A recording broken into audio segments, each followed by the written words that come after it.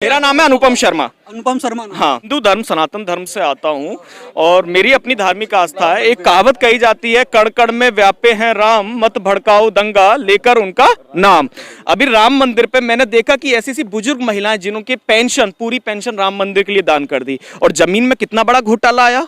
अयोध्या के मेयर और जो ट्रस्ट के सदस्य हैं वो बता रहे थे कि 16 मिनट में 2 गुना 3 गुना दाम हो जा रहा है।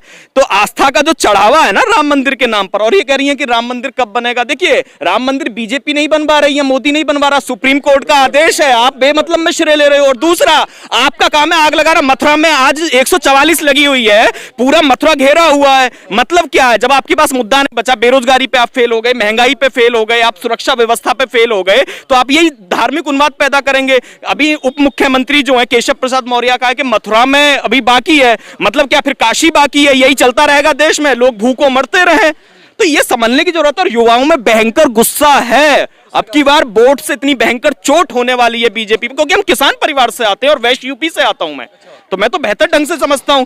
गन्ने का कितना इन्होंने रेट बढ़ाया है। तो ये समझने की जरूरत है कि अगर इस देश को बचाना है तो ये सामाजिक समरसता होनी चाहिए। रही इस्लाम की बात, मुसलमानों की बात, देखिए इस देश में सभी धर्मों के लोग मिलजुल कर रहे हैं। मुसलमान हमारे पे 1000 साल से है, तब हिंदू 80% है, अब तब तो खत्म नहीं हुए। अब कौन सा संकट है, इसको समझने की जरूरत है। मेन मुद्दे है बेरोजगारी, शिक्षा का भी न्यू एजुकेशन पॉलिसी आई है, उसमें शिक्षा पर हमला बोला गया। तो लोगों को ये समझना है, युवाओं को समझना है कि बेहतर ढंग से वो मतदान करें। रेलवे कचरा हो गया, इंडियन एयरलाइंस कचरा हो गई, बीएसएनएल कचरा होने वाला है, एलआईसी कचरा होने वाला है।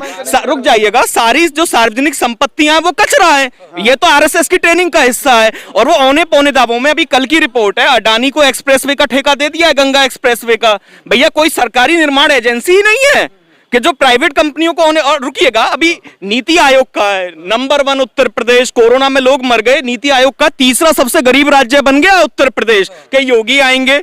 योगी क्या करेंगे आकर के? वैसी सत्यानाश मार दिया आएंगी। धर्म के नाम पर जो भी राष्ट्र बना वो बर्बाद हुआ। पाकिस्तान धर्म के नाम पर बना ना, 2 टुकड़े हो गए ना बांग्लादेश। मुगल बादशाह औरंगजेब कट्टर था ना, उसके बाद क्या हुआ, मुगल साम्राज्य खत्म हो गया ना। नहीं, मैं कब कह रहा हूं, मैं कट्टरता का अलर्ट कर रहा हूं कि कट्टरता किसी भी धर्म की होती है, बुरी होती है। आपको यह देखना है कि धन से ही धर्म पैदा होता है। आज मुद्दे क्या हो रहे हैं? बेरोजगारी का मुद्दा है, नहीं है ना? क्यों नहीं है? होना चाहिए ना। एक श्लोक है संस्कृत में, विद्या ददाति विनयम विनयाति याति पात्रताम, पात्रताम धन मापोति, मापोति धन तथा सुखम। विद्या से विनय आती है, विनय से पात्रता आती है, और पात्रता से धन आता है, और धन से धर्म पैदा होता है। जब बेरोजगार होंगे तो देसी घी कहां से आएगा दिया जलाने को? प्रसाद भंडारा भी तो पैसे से ही होगा ना। तुम सार्वजनिक क्षेत्र की जितनी नौकरियां उनको खत्म कर दे रहे हो। ये कह रहे हो कि संविदा पे 5000 की 6000 की नौकरी कर लो। 5000 6000 10,000 पे कोई काम कर लेगा? महंगाई कहां से कहां पहुंच गई है। पेट्रोल 100 के पार है, सिलेंडर 1000 का हो रहा है, और तमाम चीजों पे जीएसटी, बुक्स पे जीएसटी लगा दी इन्होंने, स्टेशनरी पे जीएसटी लगा दी, अब कपड़ों पे 12% जीएसटी लगा दी। देखिए ये क्या है, इनका इवेंट्स मैनेजमेंट है पूरा। होता कुछ है, दिखाते कुछ है। अगर जितना पैसा विज्ञापन पे खर्च करते हैं, इतना अगर ये सरकारी योजनाओं पे खर्च कर देना, तो वास्तव में जमीनी स्तर पे परिवर्तन दिखाई देगा। और दूसरा, मैं एक बात और कह रहा हूं, जातिवाद भयंकर इस सरकार में, देखिए बिल्कुल भयंकर है। बीजेपी कहती है जातिवाद हमारी पार्टी में। पर्टिकुलर आप एक सर्वे करा लीजिएगा, पर्टिकुलर एक सर्वे आप करा लीजिएगा, पर्टिकुलर किस जाति के लोग किस जगह पे बैठे हुए हैं, थानों में कौन लोग हैं, जिलों की कमान कौन संभाले हुए हैं।